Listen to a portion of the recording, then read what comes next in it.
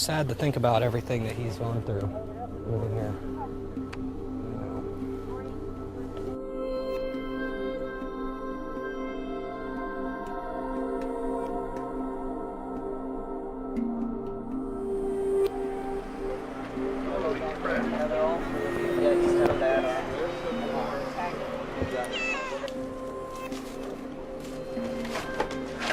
These types of living conditions don't happen overnight.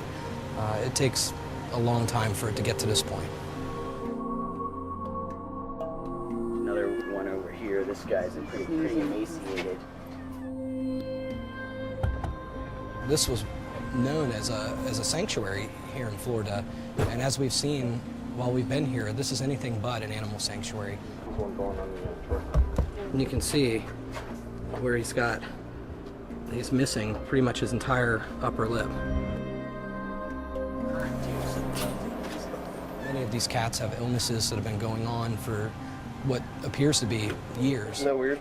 It's a little bizarre. I mean, it kind of looks like another limb coming out of his chest. That's how cylindrical it is. It's definitely a bizarre looking mat. I don't even know how you describe that. For me, there's no better feeling than knowing that the animals that I helped remove today are going to move on to have a better life.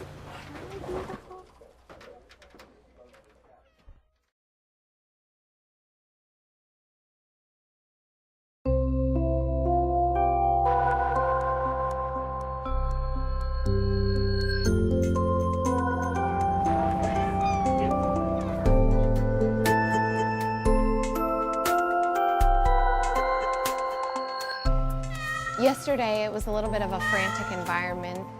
There was over 700 animals that we were rescuing from chaos.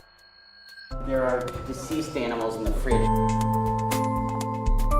To come here at the shelter, it's very calm. I think they sense that they're safe. He's got a tumor on his tongue. It's amazing to know that he's on his way to recovery.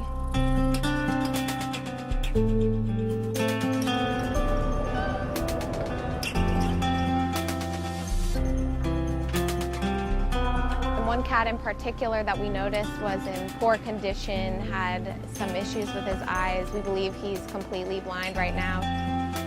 Oh man, these cats get massive eye infections and this ammonia smell that's here. Fresh air is something that these guys have never had.